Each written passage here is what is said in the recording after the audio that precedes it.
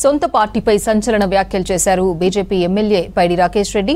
తెలంగాణ బీజేపీలో ఫార్మాట్ మార్చాల్సిన అవసరం ఉందన్నారు. 2020 ఫార్మాట్ తో రాష్ట్రంలోకి అధికారంలోకి రావాలన్నారు. రాష్ట్ర నాయకత్వం ఫార్మాట్ మార్చకపోతే అధికారం కలగానే మిగిలిపోతుందని చెప్పారు. బ్యాటర్ ఎవరు, బౌలర్ ఎవరు, వికెట్ కీపింగ్ ఎవరు చేయాలో నాయకత్వం గుర్తించాలన్నారు. ఎన్ని మ్యాచ్లు ఆడామన్నది కాదు, ఫైనల్ మ్యాచ్ ఆడి గెలవాలన్నారు పైడి రాకేష్. హైదరాబాద్ ఇందిరా పార్క్ దగ్గర జరిగిన మహాధర్నాలో స్టేజ్ మీదే రాష్ట్ర నాయకత్వానికి చురకలంటించారు పైడి రాకేష్.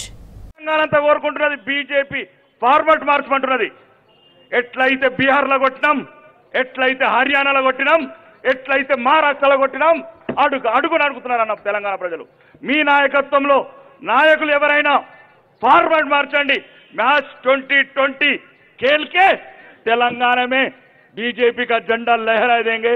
ఎంతసేపు అడుకుంటామన్నా వాణ్ణి వీని 40 ఏళ్ల నుంచి అడుగుతున్నాం, 40 ఏళ్ల నుంచి ధర్నాలు చేస్తున్నాం. ఇంకెన్నేళ్ళు ధర్నాలు చేయాలా?